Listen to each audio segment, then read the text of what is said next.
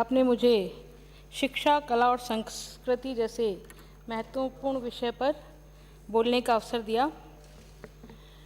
माननीय सभापति महोदय, हम आज़ादी के 75 वर्ष में आज़ादी का अमृत महोत्सव मना रहे हैं और इस अमृत महोत्सव में बहुत सारी यादों को हम ताज़ा कर रहे हैं।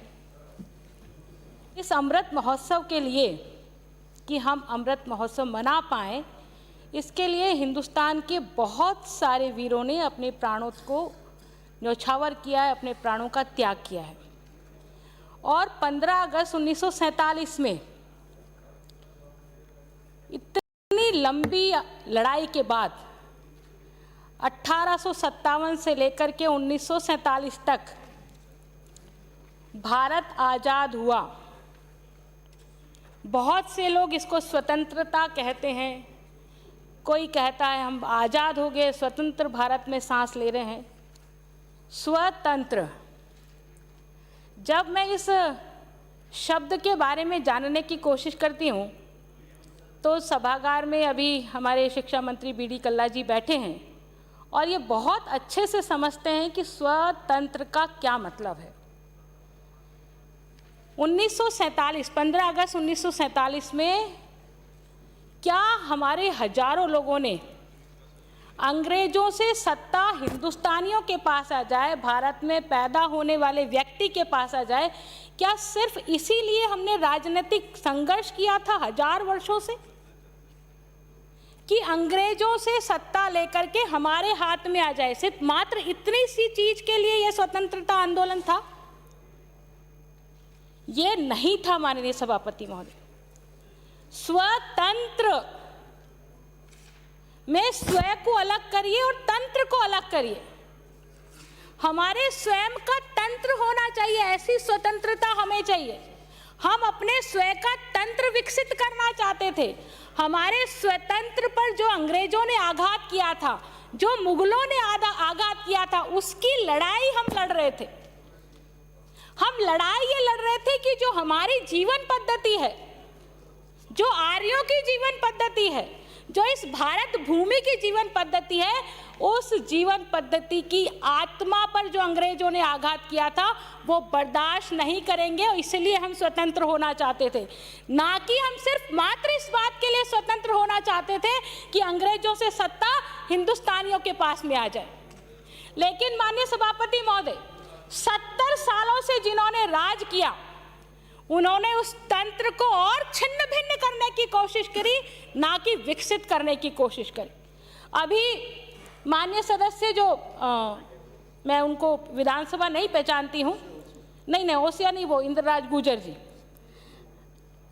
विराटनगर है ना, इंद्रराज गुर्जर जी कह रहे थे कि आज़ादी का श्रेय कांग्रेस को है। ये उन्होंने अभी अपने वक्तव्य में कहा।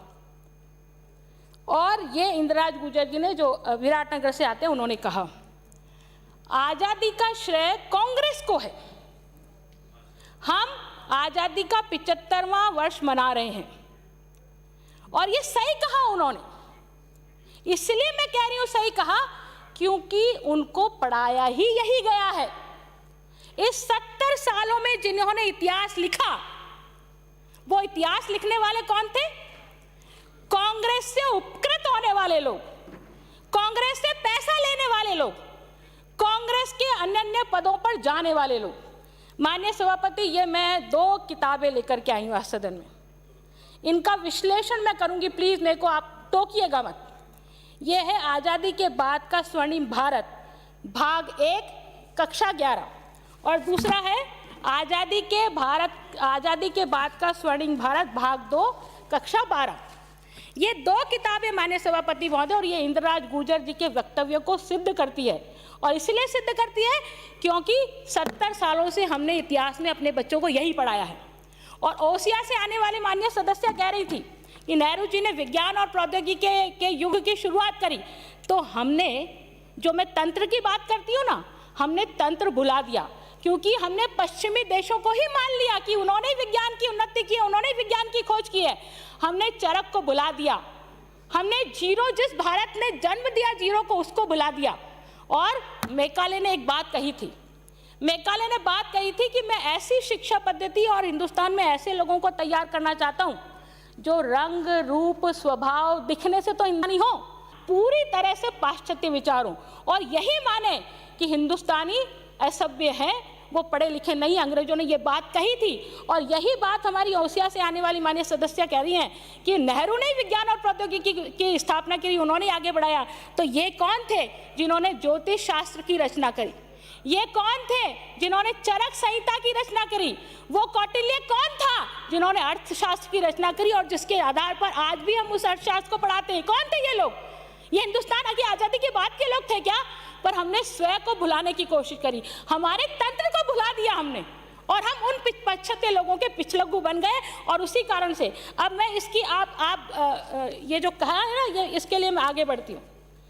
हम आज़ादी का अमृत महोत्सव मना रहे हैं, पर हमारे बोर्ड, हम एक बात तो माननीय शिक्षा मंत्री जी कहते हैं कि हम एनसीईआरटी का सिलेबस पढ़ाएंगे। जब हम एनसीईआरटी का सिलेबस पढ़ा रहे हैं तो हम बच्चों को ये 2 किताब अतिरिक्त क्यों पढ़ा रहे हैं? इसलिए पढ़ा रहे ताकि कांग्रेस का गुणगान किया जा सके। और ये साबित करूंगी मैं कुछ पृष्ठ उद्धृत करके। अभी वो कह रहे थे कि महात्मा गांधी जी के बारे में आप कुछ सुनना नहीं चाहते, आप कुछ बोलना नहीं चाहते।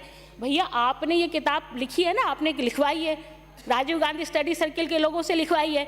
इस राजीव गांधी स्टडी सर्किल के लोगों ने इस किताब में क्या लिखा है और अंबेडकर जी के बारे में क्या लिखा है, ये भी माननीय सभापति महोदय बताती। बहुत बोलते हैं ना अनुसूचित जाति के क्या बढ़ावा देते हैं, हम अनुसूचित जाति के लिए ये करते हैं वो करते हैं। अंबेडकर जी के साथ क्या किया कांग्रेस ने? उनको चुनाव हरवाया, उनके मरने के बाद भी दिल्ली में उनका दाह संस्कार नहीं होने दिया, इसलिए क्योंकि कहीं अनुसूचित जाति के लोग जागरूक ना हो जाए। मैं बताऊंगी, आज माननीय आपने अभी आप मंत्री बने, आपको नहीं मालूम होगा इस किताब में क्या लिखा है, इसलिए मैं आपको बताना चाहूँगी। देखिए माननीय सभापति महोदय, राजकीय माध्यमिक शिक्षा बोर्ड ने एनसीईआरटी के अलावा कक्षा 11 और 12 में ये 2 पुस्तकें प्रारंभ की हैं। स्वर्णिम आज़ादी के भारत का स्वर्णिम भारत भाग 1 और भाग 2 ये अनिवार्य रूप से लागू है।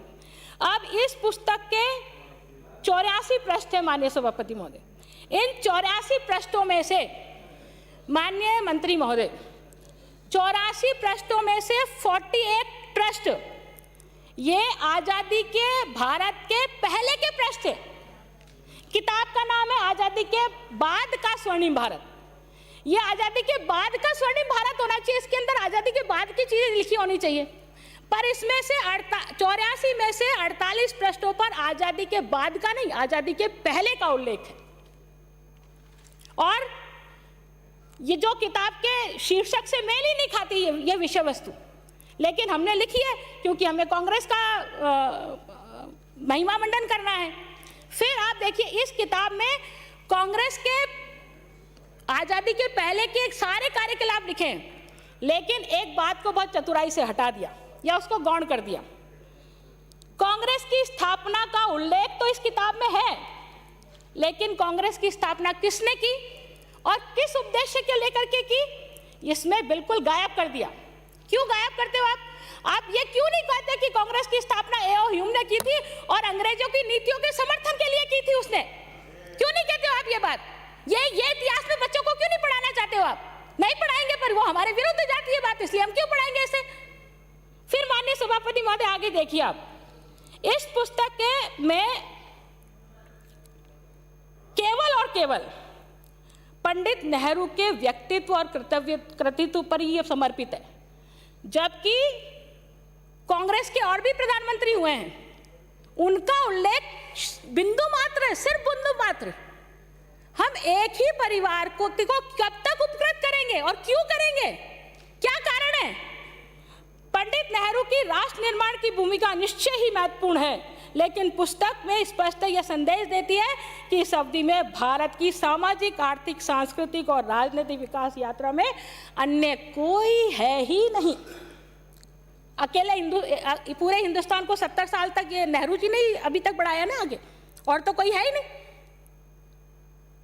क्या मतलब है इसका? आगे देखिए माननीय सभापति महोदय, सरदार वल्लभ भाई पटेल, अब इस पुस्तक में तो कांग्रेस के ही थे, रियासतों का एकीकरण तो उन्होंने ही किया।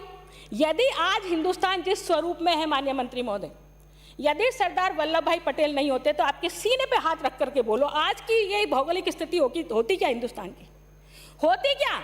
इतने महत्वपूर्ण कार्य को कांग्रेस ने बरसों बरसों तक बुलाया और इस पुस्तक में भी बुला दिया। माननीय सभापति महोदय, आप देखिए ये क्या लिख रहे हैं, आजादी के बाद के स्वर्णिम भारत की बात हो या देशी रियासतों के भारतीय संघ में विलय का कोई उल्लेख इस किताब में नहीं, जबकि हैदराबाद और जूनागढ़ सहित 560 से अधिक देशी रियासतों का संघ में विलय स्वतंत्रता के बाद स्वर्णिम भारत के निर्माण की एक बहुत बड़ी उपलब्धि थी। ये बहुत बड़ी उपलब्धि थी जिसको आपने हटा दिया।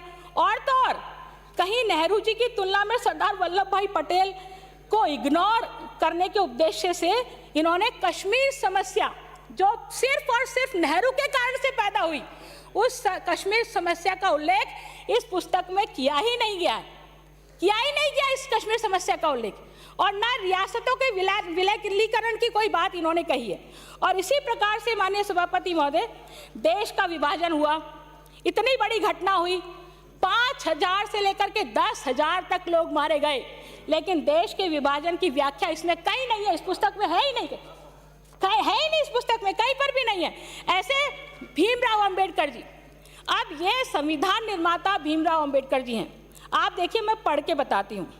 इस पुस्तक के अध्याय 3 में संविधान निर्माण के लिए बाबा साहब भीमराव अंबेडकर को श्रेय देने का कहीं मतलब मंतव्य झलकता नहीं है इनका।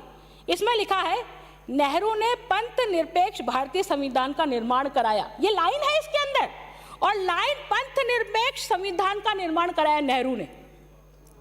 अंबेडकर जी को जो श्रेय देना चाहिए था वो नेहरू जी को दे रहे हैं श्रेय। डॉक्टर अंबेडकर जी के लिए इसमें क्या लिखा है, संविधान निर्माण का शब्द कहीं भी उल्लेख नहीं किया कि वो संविधान निर्माता थे। और ये पृष्ठ 30 पर उन्होंने उनको मात्र सिर्फ दलित वर्ग का नेता ही कहा है इस किताब में। ये बहुत सारे, ये इतने सारे उदाहरण है, 1 2 3 4 5 6, कम से कम 20 उदाहरण। यदि मैं इन सब उदाहरणों के बारे में बताऊं माननीय सभापति महोदय, तो आप मेरा समय खत्म कर देंगे।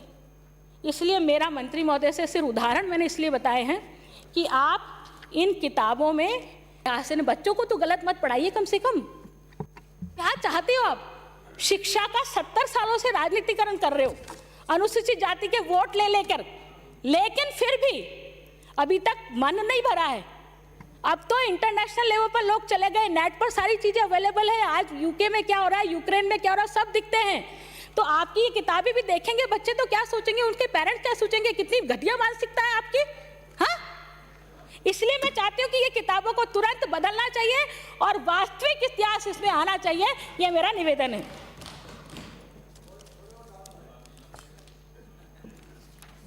माननीय सभापति महोदय, यूनिवर्सिटीज़ की बात में हम अभी ओसिया से आने वाली माननीय सदस्य जामिया, JNU, अलीगढ़ यूनिवर्सिटी की बात करे थे।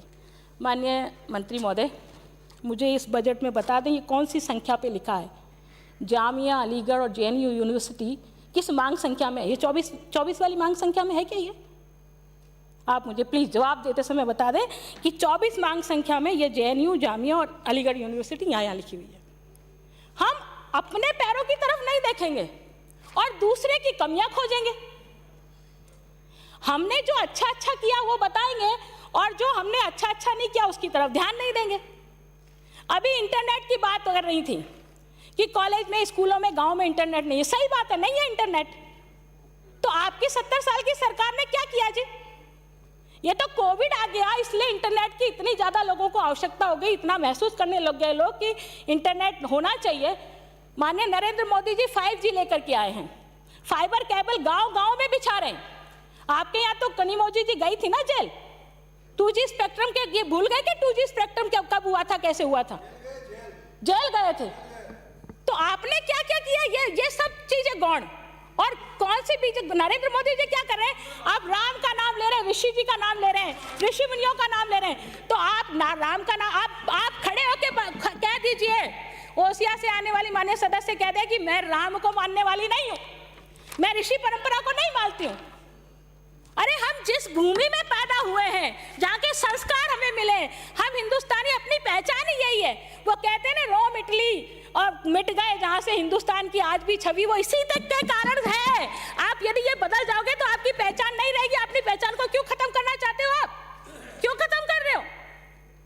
इसलिए माननीय सभापति महोदय, मैं आपसे निवेदन करना चाहूंगी कि इस चीजों को आप जो है देखें कि किस दिशा में हम आगे बढ़ रहे हैं। अब मैं हायर एजुकेशन के कुछ मुद्दों की ओर आना चाहूंगी। माननीय सभापति महोदय, 26 फरवरी 2022 को कोटा खुला विश्वविद्यालय के दीक्षांत समारोह में माननीय मुख्यमंत्री अशोक गहलोत जी द्वारा जो भाषण दिया गया, उस भाषण के मुख्य जो अंश थे, उन अंशों को ट्विटर हैंडल से ट्वीट किया गया। और वो ट्वीट क्या थे? राज्य सरकार उच्च शिक्षा के क्षेत्र में देश का अग्रणी राज्य बनने की दिशा में प्रतिबद्धता से काम कर रहा है, जिससे प्रदेश के विद्यार्थियों को उच्च अध्ययन के लिए दूसरे राज्यों में जाने की आवश्यकता नहीं है। अच्छी बात है, मुख्यमंत्री जी की ये सोच है, अच्छी बात है। लेकिन इस सोच रखने मात्र से काम नहीं चलेगा माननीय मंत्री महोदय। इस सोच को कैसे हम इम्प्लीमेंट करें, उससे काम चलेगा। अब आपने नेशनल इंस्टीट्यूट रैंकिंग फ्रेमवर्क की जब बात करते हैं, तो आप कह रहे थे, अभी सिरोही से आने वाले माननीय सदस्य कह रहे थे कि वनस्थली विद्यापीठ को रैंकिंग मिला है और बाकी की यूनिवर्सिटी को रैंकिंग मिला है। लेकिन ये रैंकिंग हमारी वजह से नहीं मिला है, ये प्राइवेट इंस्टीट्यूशन है और ये बरसों से चल रहे हैं, शिक्षा के क्षेत्र में काम कर रहे हैं। हमारे सरकारी महाविद्यालयों को कितना नेट की ग्रेडिंग मिला है, ये सोचने की जरूरत है। मैं सभापति महोदय आपको बताती हूँ, राज्य के 372 महाविद्यालयों में से मंत्री महोदय सिर्फ 73 राजकीय महाविद्यालयों को नेट का ग्रेडिंग मिला है। ये 73 में से सिर्फ 5 महाविद्यालय हैं सरकारी जिनको नेट की ग्रेडिंग मिली है, बाकी के सारे सरकारी नहीं है। 5 महाविद्यालयों को A ग्रेड मिला है माननीय सभापति महोदय। 299 कॉलेज तो नेक ग्रेडिंग के लायक ही नहीं समझे अपने आप को। उन्होंने तो आवेदन ही नहीं किया उसके लिए कि हमको नेक ग्रेडिंग दी जाए। राज्य के विश्वविद्यालयों में से 5 विश्वविद्यालयों का प्रत्यायन हुआ है। उसमें से 2 विश्वविद्यालय, राजस्थान विश्वविद्यालय और सुखाड़िया विश्वविद्यालय को सिर्फ A ग्रेड मिला है, बाकी को A ग्रेड नहीं मिला है। सीकर, अलवर, भरतपुर, बांसवाड़ा जैसे विश्वविद्यालयों में तो एक भी शैक्षणिक पद पर भर्ती ही नहीं की गई है, एक सिंगल नहीं। जब शिक्षक ही नहीं है तो कौन पढ़ाएगा उन महाविद्यालयों में? तो इसी प्रकार से 80% राजकीय कॉलेज अभी तक नैक से बाहर है, 80%। माननीय मंत्री महोदय, यदि आपने ये 80% में से 50% को भी नेक ग्रेडिंग दिला दी तो आपका ये कार्यकाल, मंत्री का कार्यकाल एज ए शिक्षा मंत्री के रूप में आपका स्वर्णिम अक्षरों में लिखा जाएगा। इतना मैं निवेदन करती हूँ आपसे। माननीय सभापति महोदय, अब ये बजट घोषणाएं, पिछली बार बजट भाषण में भी मैंने ये बात कही थी। पिछले बजट में 400 करोड़ रुपए की लागत से फिनटेक डिजिटल यूनिवर्सिटी जोधपुर में, 200 करोड़ रुपए की लागत से institute of advance learning Jaipur में तथा 200 करोड़ रुपए की लागत से Rajiv Gandhi centre for advance technology Jaipur में स्थापित करने की घोषणा की गई है। पर मुझे बता दीजिए, जवाब देते समय 400, 200 और 200, 800 करोड़ में से आपने कितने पैसे अभी स्वीकृत कर दिए, बजट में आवंटन कर दिया और उसकी सैंक्शंस निकल गई।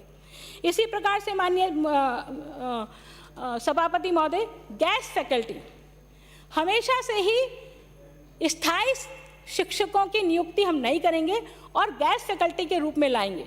आपने अपने जन घोषणा पत्र में ये कहा था कि हम गेस्ट फैकल्टी को अवॉइड करेंगे और हम स्थायी शिक्षकों की भर्ती करेंगे। फिर भी आप ये कहने के बावजूद भी अभी तक भी आप पुराने गेस्ट फैकल्टी वाले तो नियमित हुए नहीं अभी तक। आपकी अध्यक्षता में कमेटी बनी हुई है, उसका क्या हुआ पता नहीं, भगवान जाने। लेकिन नए लोगों को आप गेस्ट फैकल्टी के रूप में वापस ला रहे हैं, ये बहुत गलत बात है। 372 कॉलेजों में से सिर्फ और सिर्फ मात्र 25 कॉलेजों में शारीरिक शिक्षक और 27 कॉलेजों में पुस्तकालय अध्यक्ष के पद हैं। ऐसे में वो जो हायर एजुकेशन है, उस हायर एजुकेशन में क्या प्राप्त करेगा बच्चा, जहाँ पोस्ट ही नहीं है। तो ऐसी स्थिति में आप कैसे कह सकते हैं कि हमने शिक्षा के क्षेत्र में अच्छा काम किया? माननीय सभापति महोदय, देखिए, आप जन घोषणा पत्र के बिंदु संख्या 36 और 28 पर सरकार में आने से पहले आपने जनता से वादा किया था, राजस्थान की जनता से ये वादा किया था कि जीरो डिस्क्रिमिनेशन जीरो करप्शन और जीरो हैरेसमेंट की नीति पर काम करेंगे। पर अभी हो क्या रहा है? हैरेसमेंट तो इतना है इस सरकार में कि राजीव गांधी स्टडी सर्किल के लोग ट्रांसफर करते हैं, और राजीव गांधी स्टडी सर्किल के लोग, माननीय सभापति महोदय, क्या स्तर गिराया आपने। मतलब कॉलेज एजुकेशन के बच्चे और शिक्षक, राजीव गांधी स्टडी सर्किल के जिला समन्वयक, उनको जो नेशनल बिल पास किया था सेंट्रल गवर्नमेंट ने, मेरे को ध्यान नहीं आ रहा, एग्जैक्ट मेरे को नाम याद नहीं आ रहा, उस बिल के विरोध के लिए नागरिकता संशोधन विधेयक, हाँ याद आया, नागरिकता संशोधन विधेयक के विरोध के लिए माननीय सभापति महोदय, अध्यक्ष मंत्री महोदय, आपको बताना चाहूंगी, अजमेर महाविद्यालय के प्रिंसिपल ने छुट्टी लेकर के सारे लोगों को बस में भर के यहाँ लाए और नागरिकता संशोधन विधेयक के विरोध में बस करके रैली भर भर के लाए यहाँ पे। तो ये तरीका ठीक है क्या कि राजीव गांधी स्टडी सर्किल के लोग ये काम करेंगे, जबकि राजनीतिक में काम करने की तो मनाही है सरकारी कर्मचारियों को, फिर वो ये काम कर रहे हैं। और ये इस तरह से राजीव गांधी स्टडी सर्किल के लोग डरा करके पता नहीं कितना करप्शन किया होगा, आर्थिक रूप से कितना भ्रष्टाचार किया होगा ना नीचे, आपको ये मालूम नहीं है माननीय मंत्री महोदय। और इसी तरह सभापति महोदय आपसे निवेदन करना चाहती हूँ अजमेर यूनिवर्सिटी के बारे में। अजमेर यूनिवर्सिटी अजमेर शिक्षा का हब रहा है, जयपुर कोटा नहीं था। एक जमाना हुआ करता था, कई लोग आज भी विधानसभा में आते हैं और वो कहते हैं हम अजमेर के गवर्नमेंट कॉलेज से पढ़े हुए हैं, और अजमेर के गवर्नमेंट कॉलेज से पढ़ने में गर्व महसूस करते थे लोग, अजमेर के मेडिकल कॉलेज से पढ़ने में गर्व महसूस करते थे, अजमेर के मेयो कॉलेज जाते थे, अजमेर के तोपदरा स्कूल से पढ़कर के IAS ऑफिसर आज भी इस लॉबी में बैठते हैं माननीय मंत्री महोदय। लेकिन अजमेर की शिक्षा का क्या सत्यानाश हुआ। अजमेर में सिर्फ एक यूनिवर्सिटी है, वो भी MDS यूनिवर्सिटी, और उस MDS यूनिवर्सिटी में सिर्फ मात्र स्थायी 16 पद हैं शिक्षकों के, बाकी सारे 30-42 पोस्टें खाली पड़ी हैं। ये सिर्फ अजमेर यूनिवर्सिटी का हाल नहीं है, ये सभी राजस्थान के सभी यूनिवर्सिटी का यही हाल है। हम चाहते हैं हमारे यूनिवर्सिटीज कैसे चल रहे हैं, 1500 विद्यार्थी, 900 विद्यार्थी, 800 विद्यार्थी, अरे इससे तो स्कूल भले स्कूल अच्छे हैं, जहाँ कम से कम 2-2-2.5 हजार विद्यार्थी तो है, इनको यूनिवर्सिटीज कहेंगे क्या हम? हमको कहने में शर्म आती है कि ये यूनिवर्सिटीज है। शिक्षक ही नहीं है, विभाग ही नहीं है, तो कौन पढ़ाएगा? इसलिए विद्यार्थी एडमिशन ही नहीं लेते हैं। तो मेरा निवेदन है माननीय सभापति महोदय, जो सिरोही से आने वाले माननीय सदस्य ने जो बात कही है कि आप कोई ऐसा सिस्टम डेवलप करिए कि एक साथ सारी यूनिवर्सिटी में ये शिक्षक उपलब्ध हो जाए, क्योंकि यूनिवर्सिटी स्तर पर यदि भर्ती होगी तो कोई ना कोई करप्शन का कोई ना कोई घटनाक्रम जरूर घटेगा, और यदि घटेगा तो वो भर्ती रुक जाएगी। इसलिए भर्ती रुके नहीं और सीधी भर्ती होकर के उनको शिक्षक मिल जाए, ये मेरा आपसे निवेदन है। माननीय सभापति महोदय, अभी चाइल्ड वेस्ट क्रेडिट सिस्टम की तो माननीय हमारे पूर्व शिक्षा मंत्री जी ने बात कर दी, इसलिए ये बात मैं आपको दोहराऊंगी नहीं। मैं माननीय सभापति महोदय मैं 2-3 निवेदन करके ख़त्म करना चाहती हूँ। माननीय मंत्री महोदय, रमेश जी, है ना, हाँ, आयुक्तालय कॉलेज शिक्षा में कॉलेज शिक्षक के मात्र 10 पद स्वीकृत है जयपुर में, है ना। अब आपके यहाँ पर बैठे 10 की जगह 60 से 62 टीचर बैठे हैं। जिन टीचरों की फील्ड में जरूरत है, किसी को बांसवाड़ा जाना है, किसी को अलवर जाना है, किसी को भरतपुर लगाना है, उन कॉलेजों में भेजिए ताकि वो बच्चों को पढ़ा सके। यहाँ राजनीति करने के लिए 60 से 62 टीचर बैठे हैं माननीय सभापति अध्यक्ष मंत्री महोदय, और वो भी बिना किसी पद की स्वीकृति के। इसलिए मेरा निवेदन है कि यदि इस व्यवस्था को आप बारीकी से मॉनिटरिंग करेंगे तो बहुत सारी चीज़ें अपनी वैसे ही ठीक हो जाएंगी। माननीय सभापति महोदय, 2-3 चीज़ें मैं अपनी विधानसभा की और विषय कह के समाप्त करूँगी।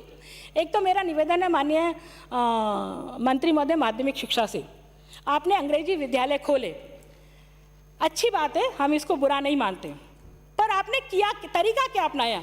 जो विद्यालय ऑलरेडी चल रहे हैं, जिनकी बिल्डिंग है, उन विद्यालयों को ही आपने कन्वर्ट कर दिया बिना एक पैसा लगाए। तो हींग लगे ना फिट करी और रंग चोखो आए, वाहवाही बहुत अच्छी हो गई। लेकिन जो विद्यालय आपने अंग्रेजी माध्यम किए हैं, उदाहरण के तौर पे ये देखिए आप, राजकीय बालिका उच्च माध्यमिक विद्यालय जवाजा, जिला अजमेर, इसमें 500 लड़कियां पढ़ती थी माननीय मंत्री महोदय। अब इसको अंग्रेजी माध्यम कर दिया, और गांव में कोई दूसरा स्कूल है नहीं, तो वो 500 लड़कियां आके अचानक से अंग्रेजी में कैसे पढ़ने लग जाएंगी? तो उन्होंने सबने TC ले ली, और TC लेकर के वो घर बैठ गई। और जितने सारे बालिका विद्यालय आपने कन्वर्ट किए माननीय मंत्री महोदय, उन सब बालिका विद्यालयों को एज इट इज रखिए और अंग्रेजी विद्यालय दूसरे आप खोलिए। एक मैं छात्रवृत्ति की बात करूंगी माननीय सभापति महोदय। अनुसूचित जाति के बालक बालिकाएं सिर्फ छात्रवृत्ति के भरोसे पढ़ते हैं स्कूलों में, इसलिए उनकी छात्रवृत्ति टाइमली मिल जाए, ये मंत्री स्तर से हमें स्वयं को मॉनिटरिंग करने की आवश्यकता है। एक अंत में निवेदन करूंगी सभापति महोदय, स्कूलों में आजकल सब जगह नैतिकता का अवमूल्यन हुआ है और स्कूलों में बालिकाओं के साथ बलात्कार की घटनाएं जिस कदर हर दूसरे तीसरे दिन सामने आ रही है, मेरा आपसे निवेदन है, सरकारी स्कूलों में हो चाहे निजी विद्यालयों में, सरकारी स्कूलों में जिन भी कर्मचारियों द्वारा यह कृत्य किया गया है उनको सेवा से तुरंत बर्खास्त करने का नियम आपको लाना चाहिए, ताकि इन विद्यालयों में एक माहौल बने। वैसे ही तो माँ बाप बहुत मुश्किल से बेटियों को भेजते हैं स्कूलों में, और वो भी सरकारी विद्यालयों में। यदि ये शिक्षा के मंदिर भी नहीं बचेंगे तो फिर और कौन सी जगह बचेगी? जो शिक्षा देने वाला व्यक्ति है, जिसको हम गुरु कहते हैं, जिसको पूजनीय कहते हैं, वो ये काम करता है, तो ये शर्म से डूब मरने वाली बात है। इतना ही कह के मैं अपनी बात को पूरा करती हूँ। आपने मुझे समय दिया बोलने का, बहुत बहुत धन्यवाद। माननीय श्री